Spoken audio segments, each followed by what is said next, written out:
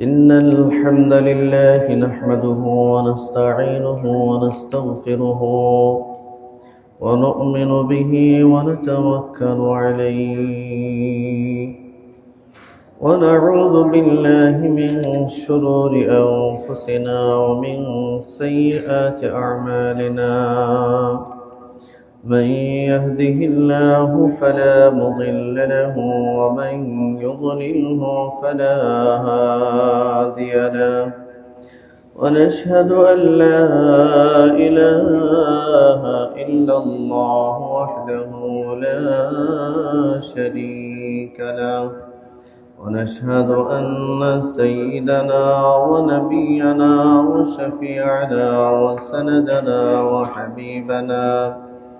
وحبيب ربنا ومولانا محمدا عبده ورسوله الذي أرسله بالحق بشيرا ونذيرا وداعيا إلى الله بإذنه وسراجا وقمرا منيرا أما بعد فأعوذ بالله من الشيطان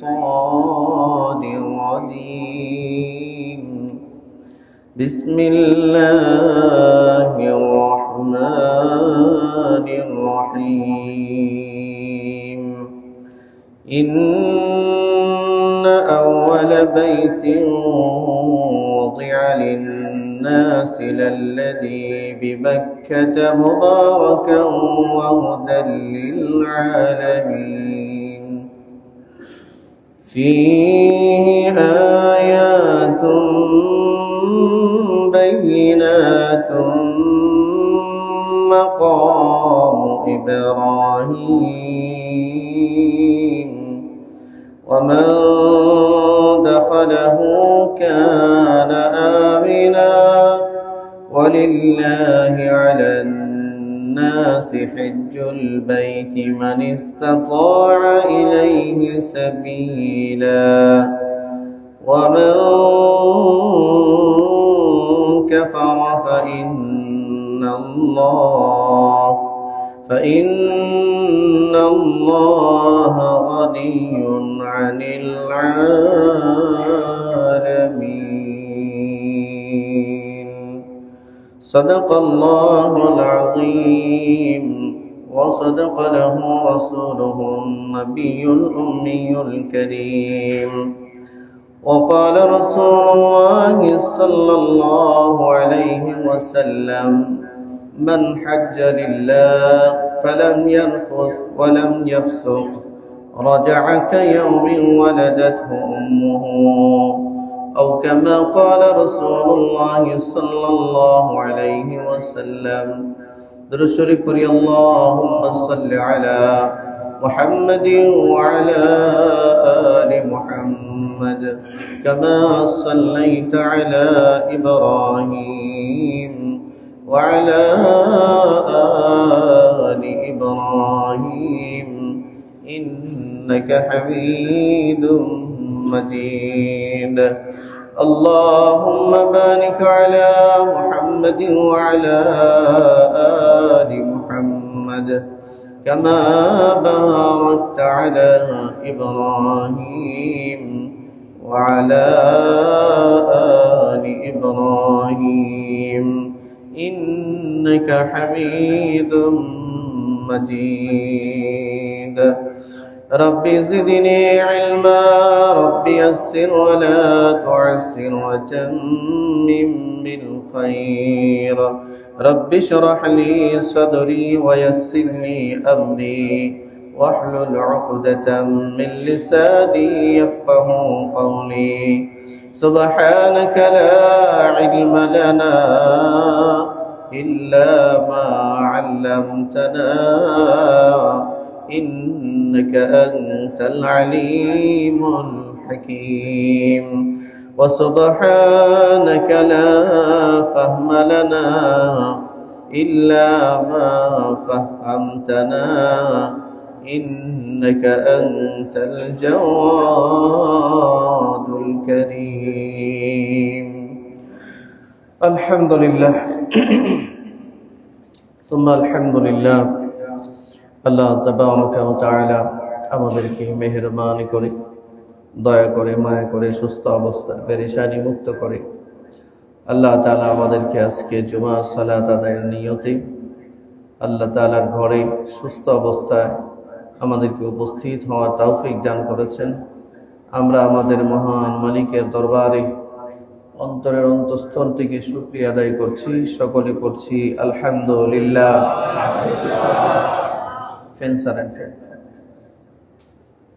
আপনারা সকলে কেমন আছেন? আলহামদুলিল্লাহ। এই যে আমরা বলতে পারতেছি আলহামদুলিল্লাহ, ভালো আছি, এটা বলার কারণে আবারও বলার দরকার আলহামদুলিল্লাহ। কি বলেন আপনারা? যে আলহামদুলিল্লাহ ভালো আছে, এটা যে বলতে পারতেছে, এটার জন্য আবারও বলার দরকার। কেন বললাম? কারণ ভালো থাকাটা এখন এটা আল্লাহর দেওয়া সবচেয়ে বড় নিয়ামত।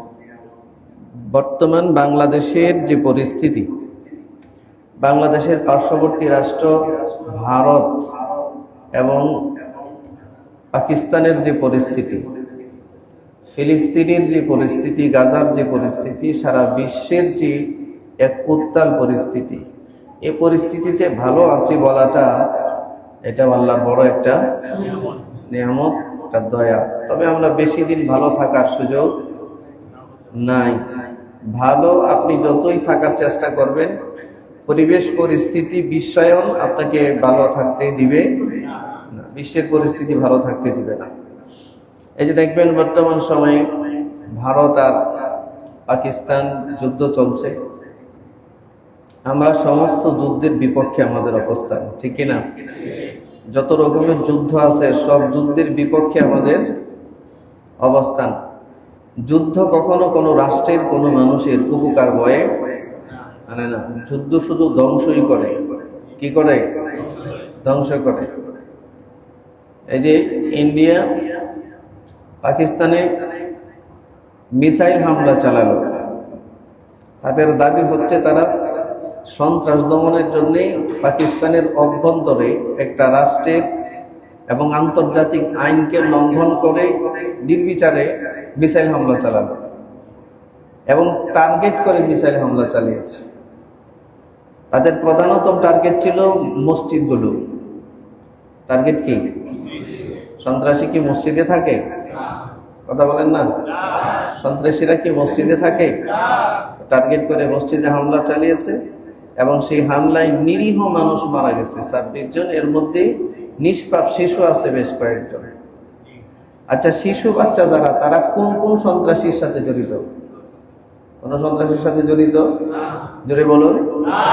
তাহলে এই বাচ্চাগুলোকে টার্গেট করা, টার্গেট কিলিং এবং মসজিদগুলোকে লক্ষ্য করা, এটা ভারতের একটা প্রধানতম কারণ হয়ে দাঁড়িয়েছে। এটা মূলত মুসলমানদের বিপক্ষে একটা অবস্থান নেওয়া, ইসলামের বিপক্ষে একটা অবস্থান নেওয়া, ঠিক না? যদিও বা এটা রাষ্ট্রভিত্তিক যুদ্ধ, কিন্তু ভারতের যে টার্গেট, এই টার্গেট এই যুদ্ধটাকে ধর্মভিত্তিক যুদ্ধে রূপান্তরিত করবে। টার্গেট যেহেতু করেছে মসজিদ, মসজিদ একক কোনো ব্যক্তির কখনো হয়, মসজিদ একক কোনো দেশের কখনো, পৃথিবীর যে কোনো প্রান্তে যে কোনো জায়গায় যদি একটা মসজিদ থাকে, এই মসজিদের অধিকার সারা পৃথিবীর সকল মুসলমানদের সমান, ঠিক না? জোরে বলে। আল্লাহর নামে যখন কোনো জায়গা অক্ষ করে জামে মসজিদ করা হয়, এই মসজিদের অধিকার পৃথিবীর সকল মুসলমানদের জন্য সমান, ঠিক না? এই মসজিদকে হেফাজত করা, তার পবিত্রতা রক্ষা করা, এটা পৃথিবীর সকল ইমানদারদের দায়িত্ব। এই মসজিদ যখন আক্রান্ত হয়, তখন সারা পৃথিবীর মুসলমানও আক্রান্ত হয়। তো ভারত যে টার্গেট করেছে, এই টার্গেটটা মসজিদকে করেছে, তার মানে মুসলমানদেরকে টার্গেট করেছে, ঠিক কিনা? আমি এটা দৃঢ়তার সহিত বিশ্বাস করতে চাই, বর্তমান সময়ে ভারতে প্রায় 140 কোটি মানুষ বাস করে। এর মধ্যে 30 কোটির উপরে 30-40 কোটির মতো আছে মুসলমান, বাকি 100 কোটি আছে অমুসলমান। শুধু হিন্দু নয়, এখানে খ্রিস্টান আছে, শিখ আছে, জৈন আছে, দলিত আছে, বিভিন্ন জাতি ধর্মের মানুষ আছে। তারপরে হিন্দুরা তো আছে। হিন্দুদের মধ্যে যে কত রকমের ক্লাস আছে এটা আমরা গণে শেষ করতে পারবো না, ঠিক কিনা? যাই হোক, তবে আমার মন বলে এই যুদ্ধ খেলাটা, এটা ভারত পাকিস্তান বলেন, সারা পৃথিবীর মানুষ বলেন, এই যুদ্ধের মতো একটা ভয়ঙ্কর পরিস্থিতি, এই অশান্তিকর পরিস্থিতি পৃথিবীর 90% মানুষই চায় না, ঠিক কিনা? জোরে বলেন। 90% মানুষই চায় না।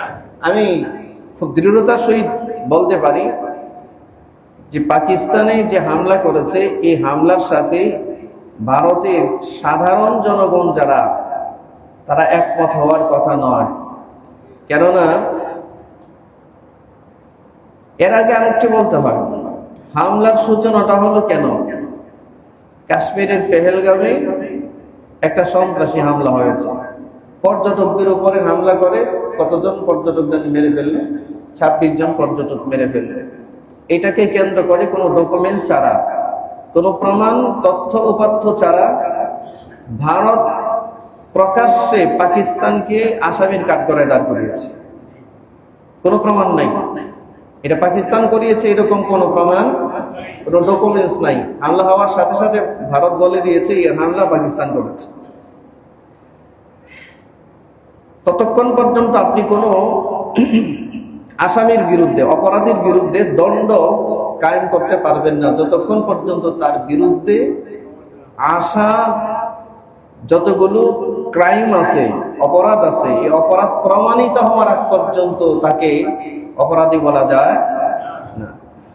তো পাকিস্তানকে কিন্তু নির্বিচারে তারা কোনো ডকুমেন্টস ছাড়া, তথ্য উপাত্ত ছাড়াই এই হামলার জন্য দায়ী করেছে। আর পাকিস্তান না নিষেধ করে আসছে যে আমরা এই হামলার জন্য দায়ী নই, এই হামলার ব্যাপারে আমরা। মোট কথা, ইন্ডিয়া এই হামলাটা মুসলমানদের উপরে চাপিয়ে দিয়েছে। এই হামলা করেছে মুসলমানরা, কি জানি লস্করে তৈবা, কি জানি এক ধরনের সংগঠন আছে, এদের নাম বলেছে। এখানে আমাদের একটা জিনিস একটু পরিষ্কার হওয়া দরকার। সাধারণ কোনো মানুষের ওপরে, কোনো পর্যটকের ওপরে, সাধারণ কোনো অমুসলিমের ওপরে, মানে কোনো ধরনের উস্কানি ছাড়া, কারণ ছাড়া, কোনো পর্যটকের উপরে, কোনো মানুষের উপরে হামলা করা, গুলি করা, বোমা মারা, হত্যা করা, ইসলাম এটা সমর্থন করে? আপনারা বলেন এটা সমর্থন করে? পেহেলগামে, কাশ্মীরের পেহেলগামে যে হত্যা, মানে যেই হামলা হয়েছে, 26 জন পর্যটক মারা গেছে, এইটা যেই করুক, এটা যদি মুসলমানদের মধ্য থেকে কেউ করে থাকে, তাহলে এটা কি ইসলাম সমর্থন করে? এটা কি ইসলামী কোনো নির্দেশনা? এই একটা পর্যটন কেন্দ্রে গিয়ে 20-22 জন 50 জন মানুষকে হত্যা করে ফেলা, এটা কি ইসলাম সমর্থন করে? এটা ইসলামিক কোনো কাজ হতে পারে? দুর্ভাগ্যজনক ব্যাপার হচ্ছে, গোটা পৃথিবীতে এরকম বিচ্ছিন্ন হামলাগুলো যখনই হয়, তখন কোনো তথ্য উপাত্ত, ডকুমেন্টস ছাড়া, অপরাধ ছাড়া সমস্ত দোষ মুসলমানদের গাড়ি চাপিয়ে দেওয়া হয়। অনেক সময় ব্যাপারটা এমন হয়ে দাঁড়ায় যে উদুর পিণ্ডি ভুদুর গাড়ে চাপিয়ে দেওয়া। 9/11 এই যে আমেরিকার টুইন টাওয়ার ধ্বংস করা হলো বিমান হামলায়, এটা মনে আছে না? আপনারা ভুলে গেছেন? এই টুইন টাওয়ার ধ্বংসের পরে কোনো তথ্য উপাত্ত ছাড়াই আমেরিকা দোষল কারে? ওসামা বিন লাদেনকে। কাকে দোষল? যে এই হামলা করেছে কে? Osama bin Laden. কোনো ডকুমেন্ট ছিল না, আজ পর্যন্ত কোনো ডকুমেন্টস দেখাতে পারেন। এই যে একটা ইসলামোফোবিয়া, সারা বিশ্বে ইসলামকে সামনে এনে একটা আতঙ্কের ধর্মের নাম ইসলামকে তারা সারা বিশ্বে পরিচিত করাতে চায়। তবে তাদের এই নীল নকশা বাস্তবায়ন হবে না ইনশাআল্লাহ। ইসলাম কার ধর্ম, কার দিন? ইন্নাদ-দীনা ইনদাল্লাহিল ইসলাম। আল্লাহর কাছে অ্যাকসেপ্টেবল, গ্রহণযোগ্য যে ব্যবস্থা, যে ধর্ম, এটার নাম হচ্ছে কি? ইসলাম। তো এটা কোনো মানুষ চাইলেই কোনো অপকৌশল করে ইসলামকে ধ্বংস করে দিবে, এই প্ল্যানটা বাস্তবায়ন হবে? এটাকে রক্ষা করবেন কে? জোরে বলেন ইনশাআল্লাহ। অবশ্যই আল্লাহ এটা রক্ষা করবেন। দিন চালু আছে, দিন চালু থাকবে ইনশাআল্লাহ।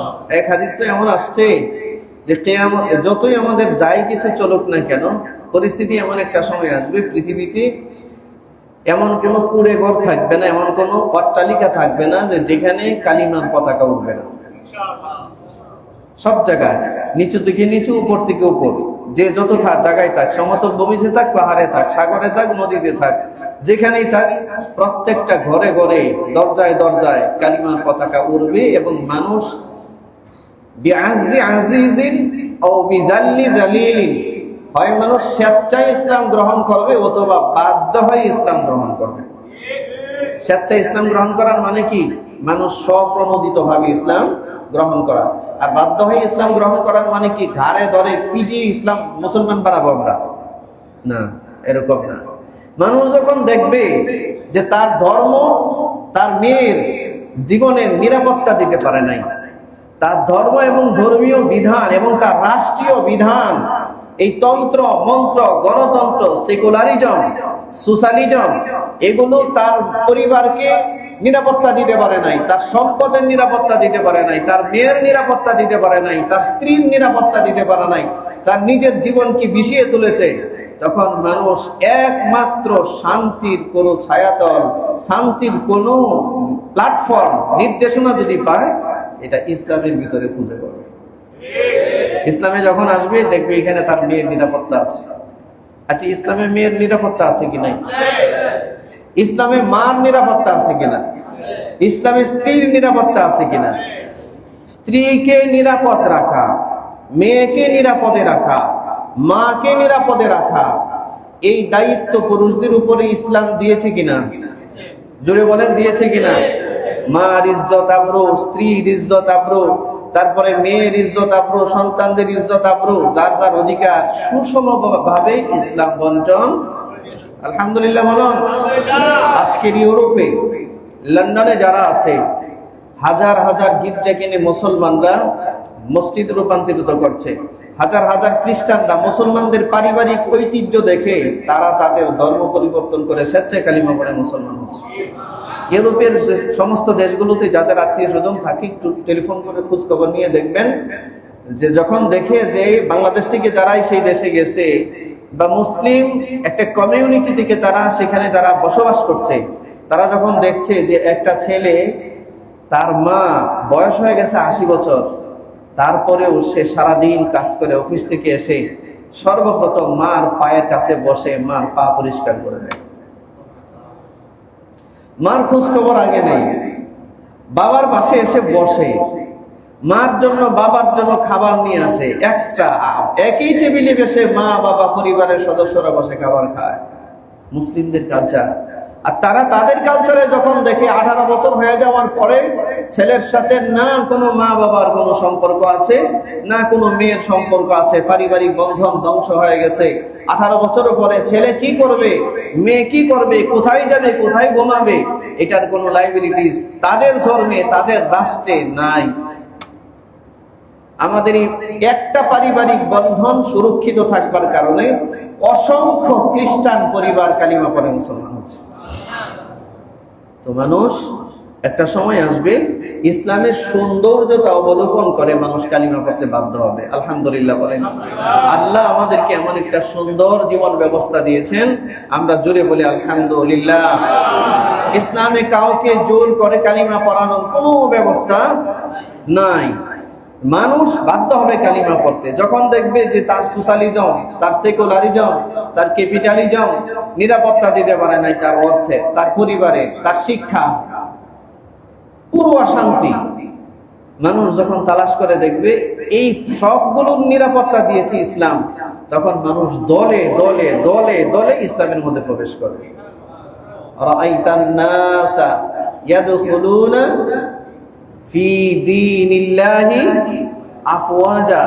নবী আপনি দেখবেন, অরাইতান নাস, আপনি দেখবেন মানব জাতিকে, ইয়াদখুলুনা ফি দীনিল্লাহ, ইয়াদখুলুনা মানে প্রবেশ করছে, দ্বীনের মধ্যে। দ্বীন মানে কি? ইসলামের ভিতরে। আফওয়াজা, দলে দলে দলে দলে ইসলামের মধ্যে প্রবেশ করছে। আলহামদুলিল্লাহ বলেন। এটা হচ্ছে সারা পৃথিবীতে কনভার্টেড হচ্ছে, সারা ওয়ার্ল্ডে ইসলাম গ্রহণ করছে এইরকম মানুষের সংখ্যা হাজার হাজার হাজার হাজার প্রতিদিন। সুবহানাল্লাহ বলতেন না? এটা আমাদের জন্য একটা সুসংবাদ। যাই হোক, যে কথা বলতেছিলাম, কোন তথ্য প্রমাণ ছাড়া এই যুদ্ধের দায়ভার চাপিয়ে দেওয়া হলো পাকিস্তানের উপর। হামলাও করা হলো আগে, পাকিস্তান এবার জবাব দিচ্ছে। উভয় পক্ষ খুব উত্তেজিত, সাংঘাতিক যুদ্ধ চলছে, ঠিক না? দুটোটা দেশ পারমাণবিক শক্তিধর দেশ।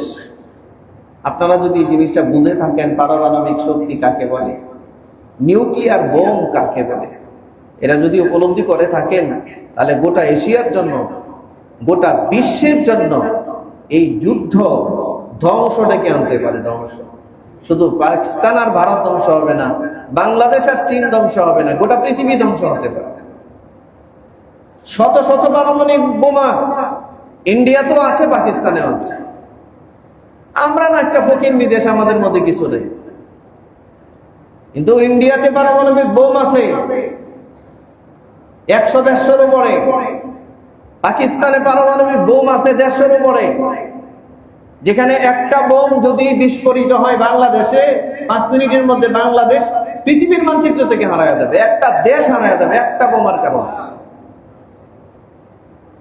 এরকম বোমা আছে 150-র উপরে, 160-এর উপরে পাকিস্তানে।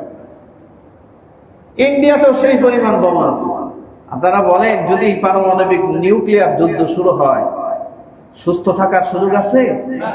একটা বোমা বিস্ফোরিত হলে সর্বনিম্ন রিক্টার স্কেলে ভূমিকম্পের মাত্রা হবে 7 থেকে 8 পয়েন্ট পর্যন্ত।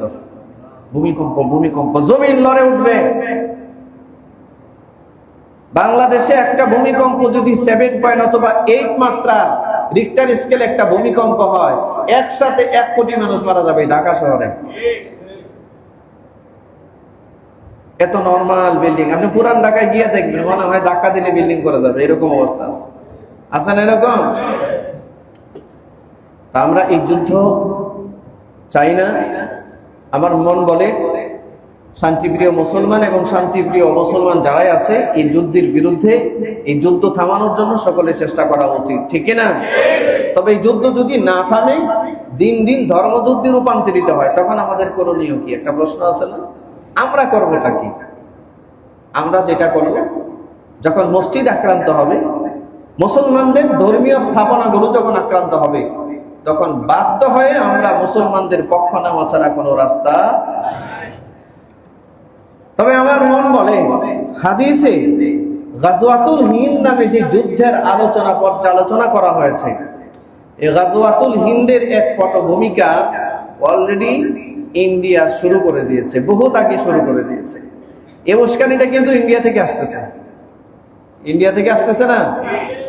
পেহেলগামে হামলা হলো, 26 জন নিরীহ পর্যটক মারা গেল। আপনারা সুষ্ঠু ইনভেস্টিগেশন করেন, সুষ্ঠু তদন্ত করুন, দোষী যারাই আছে এই দোষীদেরকে ধরে বিচারের আওতায় আনার ব্যবস্থা করুন। এই জন্য যদি পাকিস্তানের সাথে কথা বলতে হয়, সংলাপ করতে হয়, যদি মনে হয় যে এই সন্ত্রাসীরা পাকিস্তান থেকে এসে হামলা করেছে, তাহলে পাকিস্তানের দূতাবাস আছে ইন্ডিয়াতে, এবং পাকিস্তানেও ইন্ডিয়ার দূতাবাস আছে। কূটনৈতিকভাবে এটাকে নিয়ে বসেন, জঙ্গি যদি কেউ হয়, দোষী যদি কেউ হয়, 2 দেশ মিলে তাদেরকে ধরার ব্যবস্থা করেন, ঠিক কিনা ধরে বলেন, এদেরকে শাস্তির আওতায় আনেন। কিন্তু কোনো তথ্য উপাত্ত ছাড়া মিসাইল হামলা চালিয়ে দেওয়া একটা নিউক্লিয়ার সমৃদ্ধ রাষ্ট্রে, ওই রাষ্ট্র তো চুপ করে বসে থাকবে না, বসে থাকবে? পাকিস্তানের উপরে কিন্তু যুদ্ধ চাপিয়ে দেওয়া হয়েছে। পাকিস্তান আগে এসে মিসাইল হামলা করে নাই। আগে মিসাইল হামলা করেছে কে? ভারত। অতর্কিতভাবে রাতের আধারে চোরের মতো মিসাইল হামলা করেছে। ঠিক না? এরপরে পাকিস্তান সেটার জবাব দিয়েছে। যাই হোক, এই যুদ্ধ যদি চলতে থাকে তাহলে গোটা এশিয়া সহ গোটা বিশ্ব সহ বিপর্যস্ত হবে। আমরা সবাই ক্ষতিগ্রস্ত হবে, সবাই ক্ষতিগ্রস্ত হব। ইন্ডিয়াতে অন্তত 22টা বিমানবন্দর বন্ধ, ফুলফিল বন্ধ, একটা বিমানও টেক অফ করার কোনো সুযোগ নেই। বাংলাদেশে আসার সময় কাতারের এক বিমান, এরপরে এই তুরস্কের বিমান আকাশ থেকে ফেরত গেছে। এই কানেক্টিভিটি যদি বন্ধ থাকে, বিশ্ব ব্যবস্থাপনা এই যোগাযোগ যদি বন্ধ থাকে, সারা বিশ্বের পরিস্থিতি খারাপ হবে, আমাদের দেশের অর্থনীতি খারাপ হবে, আমরা সবাই ক্ষতিগ্রস্ত হব। ঠিক কিনা জোরে বলেন? আল্লাহ তাআলা এই যে অসম যুদ্ধ, এই যে একটা বিপর্যস্ত অবস্থা মুসলমানদের উপরে চাপিয়ে দেওয়া, এই বিষয়টা মুসলমানদেরকেও বোঝার তৌফিক আল্লাহ দান করুন। এই ধরনের যুদ্ধ থেকে আল্লাহ আমাদের এই পুরো অঞ্চলকে আল্লাহ হেফাজত করুন। আর যদি গাজওয়ায়ে হিন্দের দামামা বেজে যায়, তাহলে এই গাজওয়ায়ে হিন্দে অংশগ্রহণ করার জন্য প্রতিটা মুসলমানের উপরে ফরজ দায়িত্ব। ঠিক কিনা জোরে বলেন? যদি ধর্মযুদ্ধ বেজেই যায়, চাপিয়ে দিচ্ছে আমাদের উপরে যুদ্ধ, মুসলমানদের উপরে যুদ্ধ, তখন আর পিছপা হওয়ার কোনো সুযোগ। তখন পাকিস্তানকে সমর্থন করা মানে ইসলামকে সমর্থন করা। আমরা ইসলামের পক্ষে আছি। গোটা পৃথিবীর কোথাও যদি মসজিদ আক্রান্ত হয়, এই মসজিদকে যারা টার্গেট বানিয়েছে, আমরা তাদের বিরুদ্ধে অস্ত্র ধরতে বাধ্য থাকবো, তাদের বিরুদ্ধে যুদ্ধ করতে আমরা বাধ্য থাকবো। ঠিক কিনা ধরে বলেন? এর জন্য যা হওয়ার হবে। ঠিক কিনা? আল্লাহ এই বিষয়টা বোঝার তৌফিক দান করুন। আমাদের দেশের পরিস্থিতি ভয়ানক। হত্যা মামলার আসামি বিমানে উড়ে চলে যায়। কথা বলেন না কেন?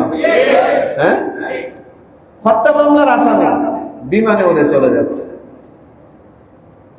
বিগত স্বৈর শাসনের সময় যে অপরাধগুলো চলছিল, ঠিক সেই অপরাধগুলো কমে নাই, আরো দুর্বার গতিতে আগাচ্ছে। কথা বলেন না? চাঁদাবাজি বন্ধ হয়েছে? চাঁদাবাজি কারা করছে? আল্লাহ মনে হয় চাঁদাবাজ কিছু ফেরেশতা বাংলাদেশে পাঠাইছে।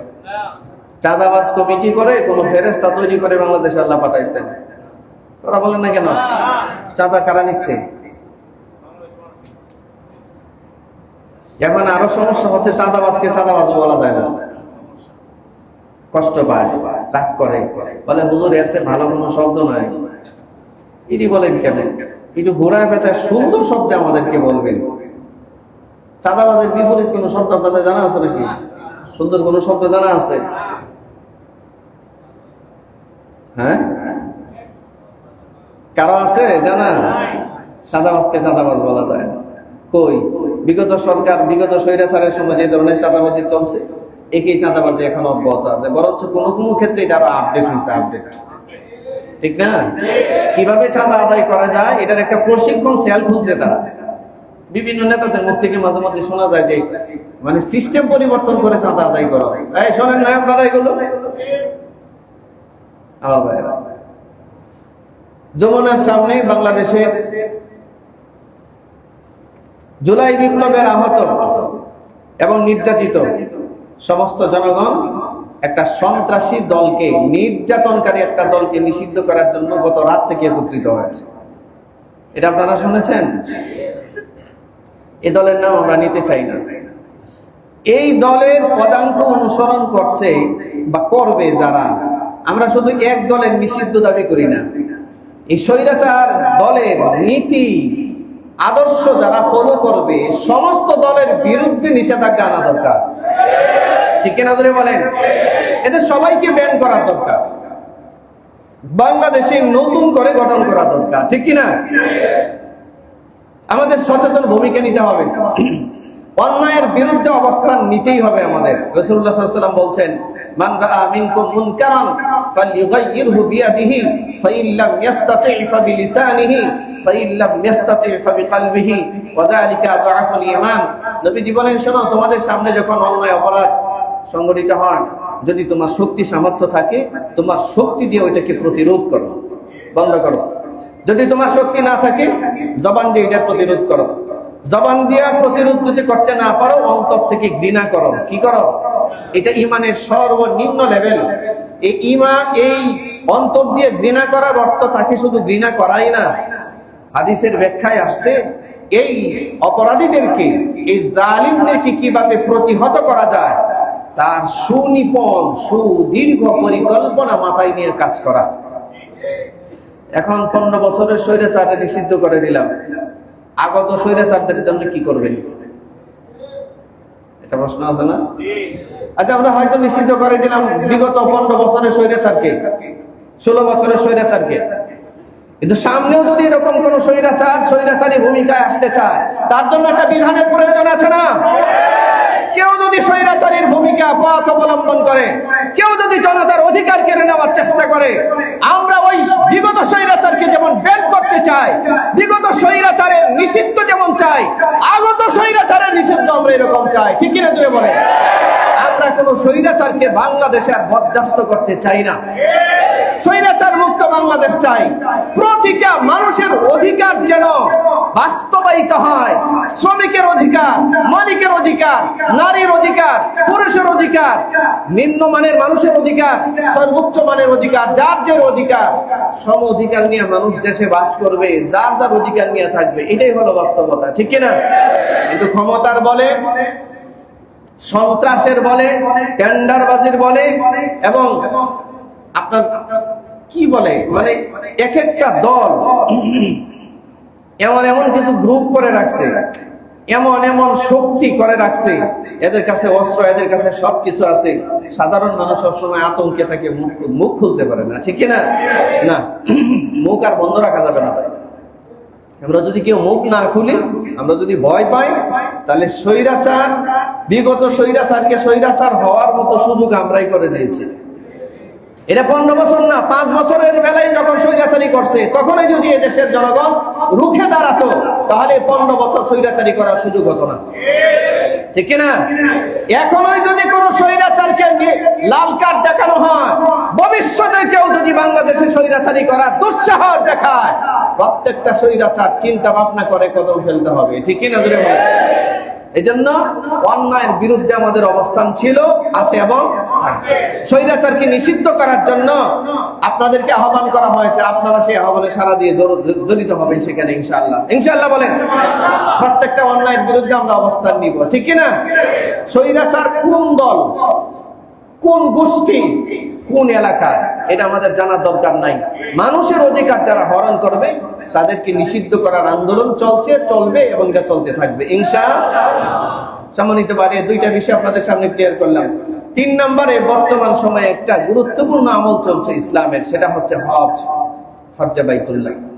হজ্জে বাইতুল্লাহ আমাদের বিগত জুমায় হয়তো আমাদের খতিব সাহেব আপনাদের সামনে আলোচনা করেছেন, হজ সম্পর্কে আলোচনা করেছেন। আমিও চিন্তা করে দেখেছি, বর্তমান সময়ে ইসলামের গুরুত্বপূর্ণ একটা বিধান হচ্ছে হজ।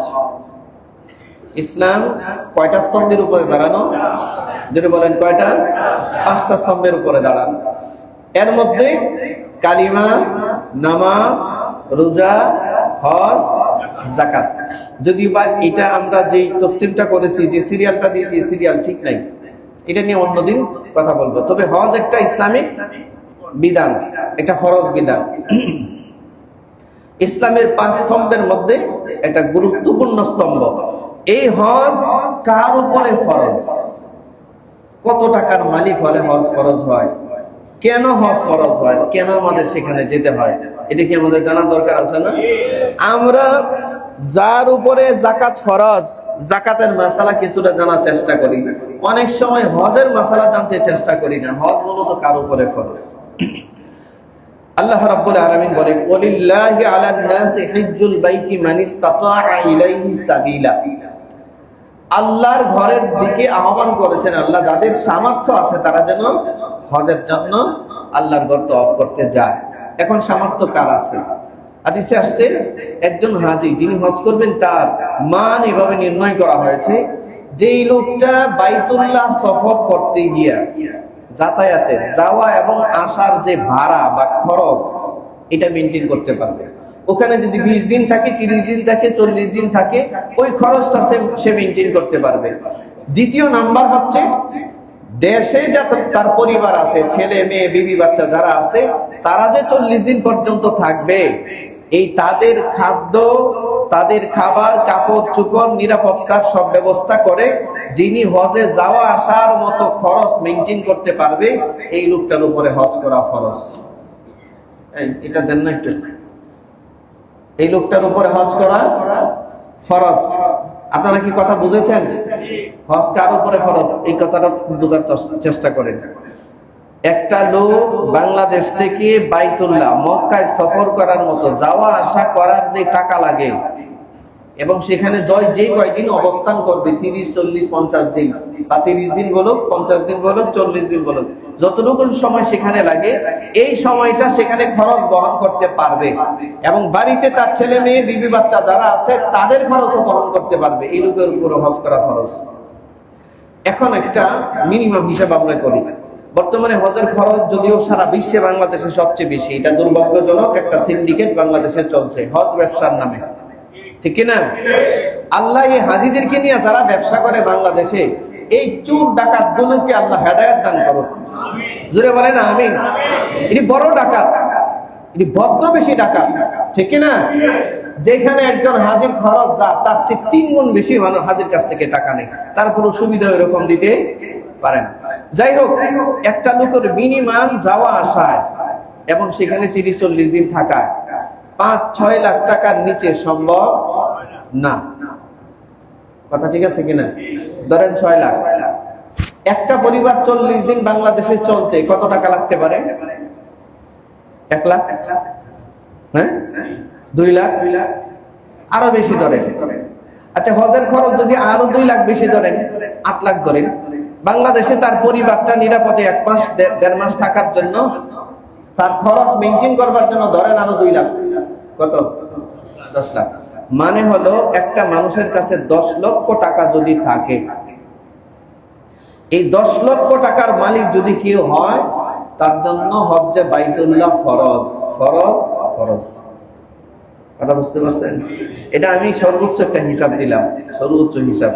কিন্তু হজ করার জন্য এত টাকার প্রয়োজন, যাওয়া আসায় 5-6 লাখ টাকা, বাড়িতে বসবাস, বাচ্চা কাচ্চা যারা আছে, পরিবার পরিজনের জন্য 1 মাসে 1 লাখ টাকা রাখে, তো 6 লাখ আর 1 লাখ 7 লাখ, মানে 7 লাখ টাকা হইলেই একটা মানুষের কাছে হজ ফরজ হয়ে যায়।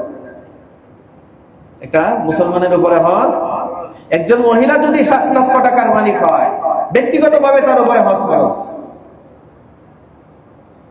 কথাটা কি আমি বুঝাইতে পারছি? তাহলে আমরা এখন বুঝতে পারলাম কয় লক্ষ টাকা আমার কাছে থাকলে, আপনার কাছে থাকলে আমার উপরে হজ ফরজ হয়। বলেন তো সবাই, বলেন।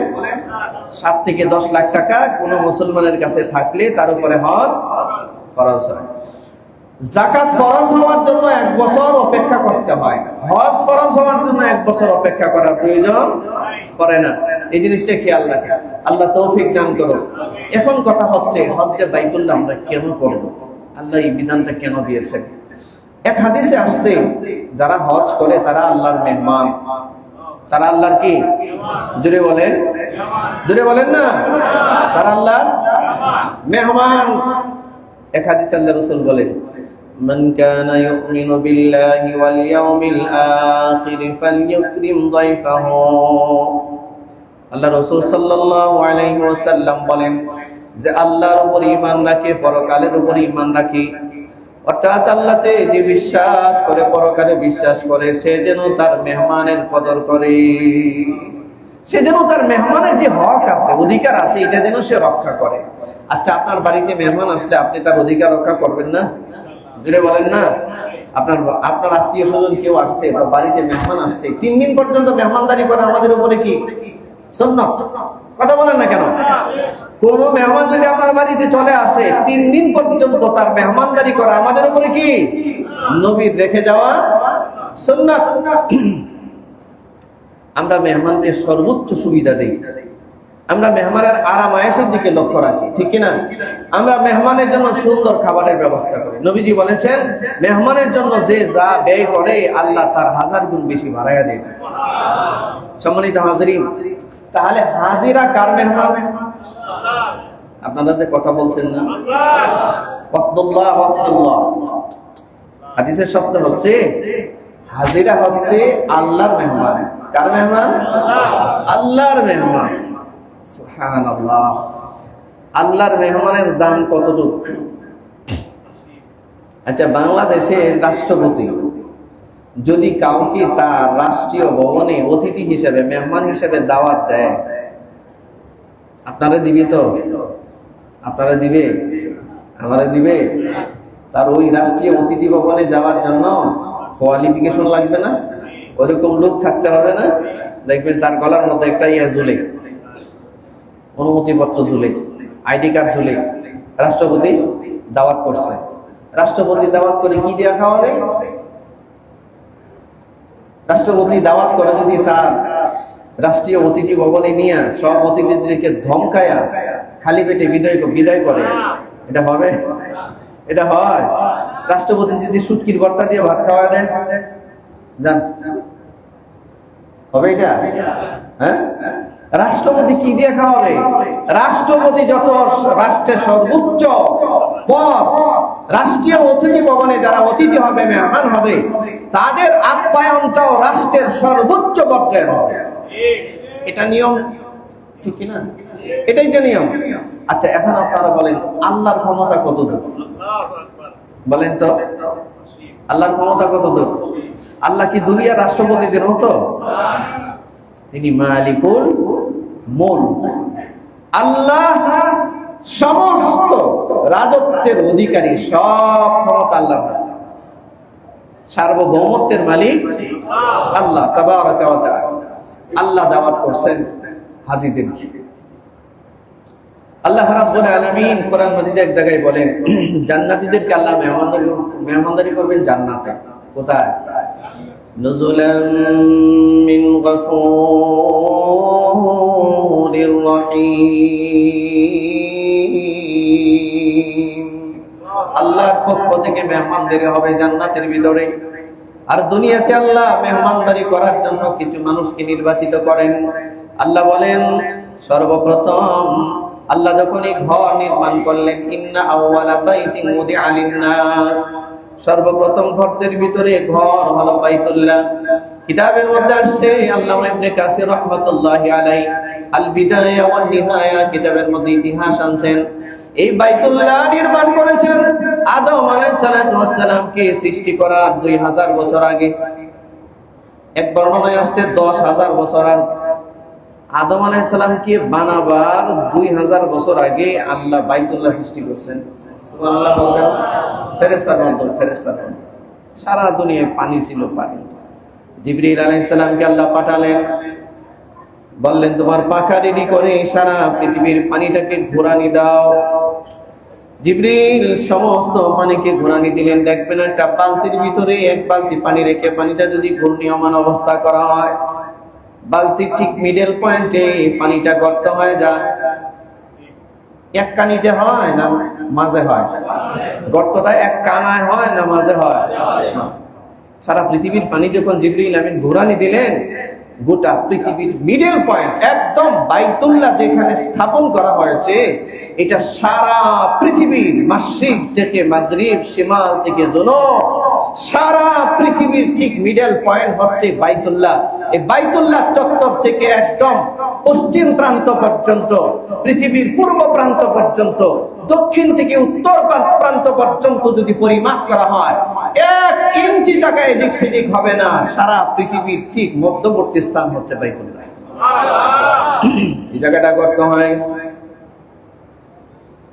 পানির ঘূর্ণীয়মান অবস্থা বন্ধ হওয়ার পর কিছু ফেনার সৃষ্টি হলো। ফেনা, এই ফেনাগুলো একত্রিত করে জিবরাইলকে আল্লাহ বললেন এগুলোকে এখানে জমা করো। এই ফেনা থেকে তৈরি হলো মাটি। মাটি মাটি সর্বপ্রথমে মাটি সৃষ্টি হলো।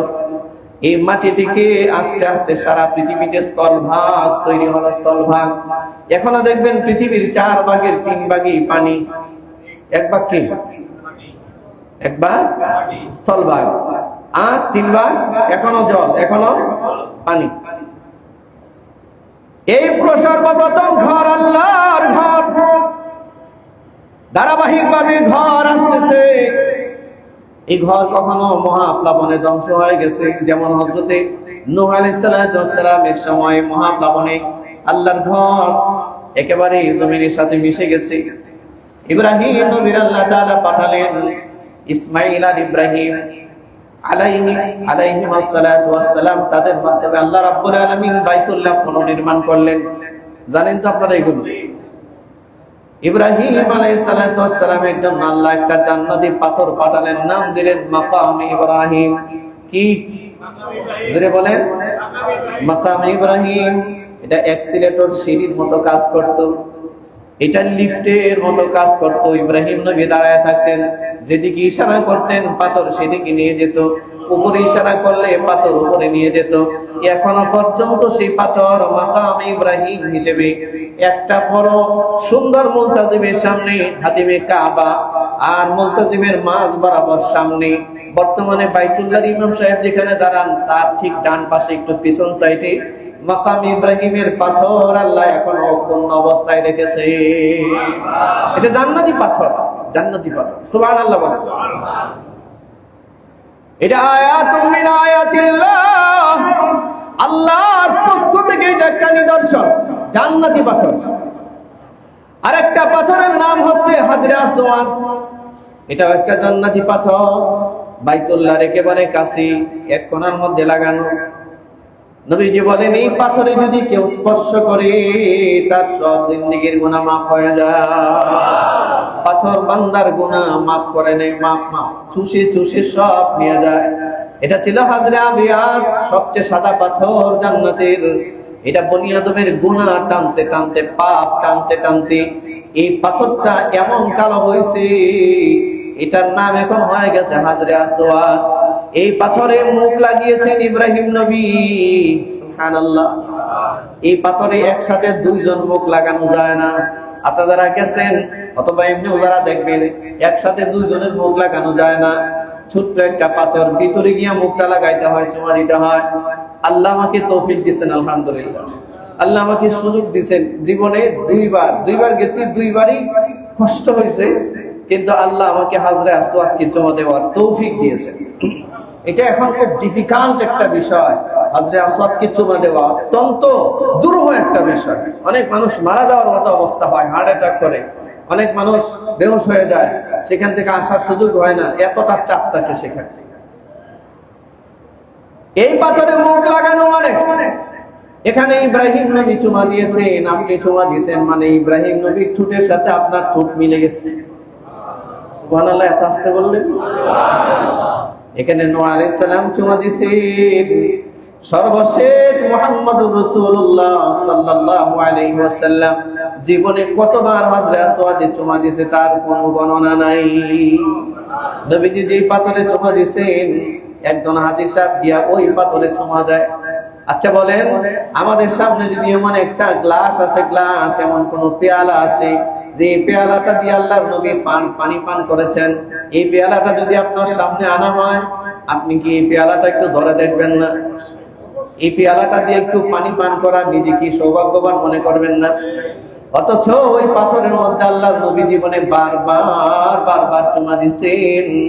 এই একটা চুমা যখন এই সময়ের কোন মুসলমান গিয়া দেয়, নবীজির পবিত্র জবানের সাথে তার জবান মিলে যায়। সবচেয়ে বড় সৌভাগ্য এটা, মানুষের পাপ কেড়ে নিয়ে যায় এই পাথর। সম্মানিত ভাইয়েরা আমার, হজ্জে বাইতুল্লাহর জন্য কোন মানুষ যখন রওনা দেয়, আল্লাহর ঘরের মেহমান হয়, যখন একটা নির্দিষ্ট তালবিয়া পড়ে, লাব্বাইক আল্লাহুম্মা লাব্বাইক, এই তালবিয়াটা জানেন না মনে? জীবনে নির্বাচনের কত স্লোগান দিছেন, কিন্তু আল্লাহর ঘরে যাওয়ার স্লোগানটা মুসলমান জানে না, এটা দুর্ভাগ্যের ব্যাপার। ঠিক কিনা ধরে বলেন? লাব্বাইক আল্লাহুম্মা লাব্বাইক। জবান খুলে সবাই বলেন লাব্বাইক আল্লাহুম্মা লাব্বাইক, লাব্বাইক লা শারীকা লাক লাব্বাইক, ইন্নাল হামদা ওয়ান নি'মাতা লাকা ওয়াল মুলক লা শারীকা লাক। এই তালবিয়া পরে যখন সে আল্লাহর ঘরের সামনে হাজিরা দেয়া দেয়, হাদিসে আসছে সর্বপ্রথম আল্লাহর ঘর নজরে আসার সাথে সাথে সে যে দোয়াটা করবে এই দোয়াটা আল্লাহর কাছে কবুল হয়ে যাবে। যাই চাবে তাই কবুল। আল্লাহর ঘর দেখার সাথে সাথে স্থির হয়ে দাঁড়ায় যাইতে হবে, দাঁড়ায় প্রাণ খুলে একটা দোয়া, একটা, এটা হাজিদের উচিত বাংলাদেশ থেকে রেডি করে নিয়ে যাওয়া, যা আমি বাইতুল্লাহ দেখার সাথে সাথে কোন দোয়াটা করব। একটা দোয়া যা করবে সাথে সাথে কবুল। আচ্ছা আপনারা বলেন, আপনার বাসায় কোনো মেহমান আসছে, মেহমান আসার পরে, আপনার বাড়িতে আসার পরে মেহমান যখন মেহমান হিসেবে চলে আসছে, মেহমান যদি আপনার ঘরে এসে বলে আমাকে এক গ্লাস পানি দিন, আপনারা কি বলবেন? পানি দিব না, পানি দিব না বলবো? মেহমান যদি পানি চায় পানি দিবেন না? আরে কথা বলেন না কেন? মেহমান যদি খাবার চায় খাবার দিবেন না? মেহমান যদি শুইতে চায় শুইতে দিবেন না? মেহমান যদি ঘুমাইতে চায়, সুন্দর বিছানা চায়, করতে দিবেন না? আপনার শক্তি সামর্থ্য অনুযায়ী মেহমানের কদর করবেন না? আল্লাহর ঘরের মেহমান কোন হাজী যখন যায়, সেখানে গিয়া কাবা চত্বরে দাঁড়িয়ে যা বলে, আল্লাহ নিজের উপরে জরুরি করে নেয় তার চাওয়া পাওয়া গুলো কবুল করা। কারণ আল্লাহ যে ঘোষণা দিয়েছেন সে তো আমার মেহমান।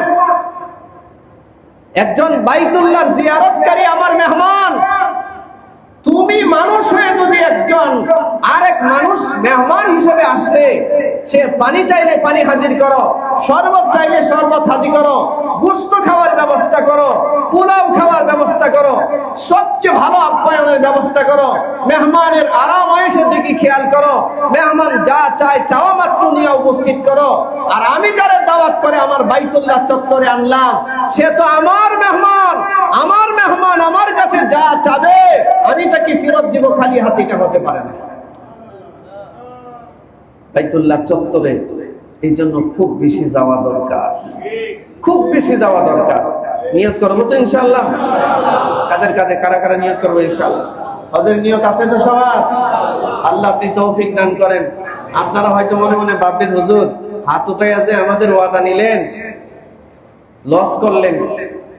আমরা শ্রমিক মানুষ, গার্মেন্টসে চাকরি করি, আমাদের মতো মানুষ হজের স্বপ্ন দেখতে পারি?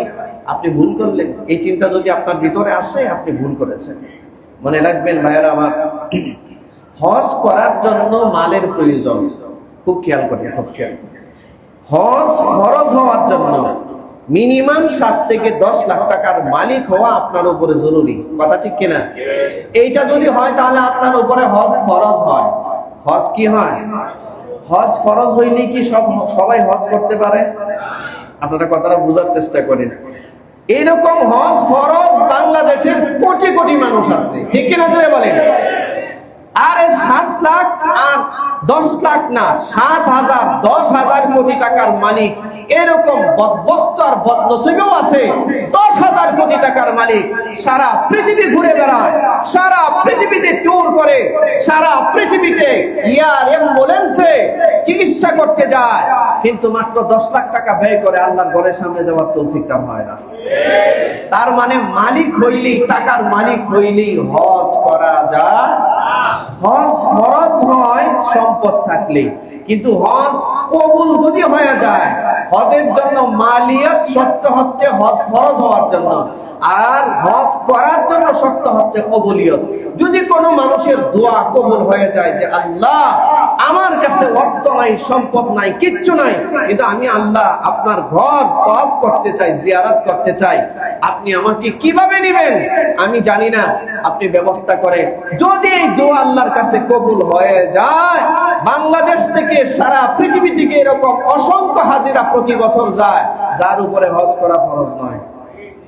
এরকম অনেক হাজিরা যায়, হজ ফরজ হওয়ার মতো কোনো অর্থ সম্পদ তার কাছে নাই, কিন্তু দোয়া করছে, আল্লাহ দোয়া কবুল করে নিয়েছে। কোনো না কোনো ভাবে আল্লাহ তাকে হজে আরেকজনকে দিলে, ধাক্কা দিয়ে দিছে, এই লোকের হজের যত টাকা আছে সব আরেকজন দিয়ে দিচ্ছে। এরকম হয় না ভাই? এরকম হয় না?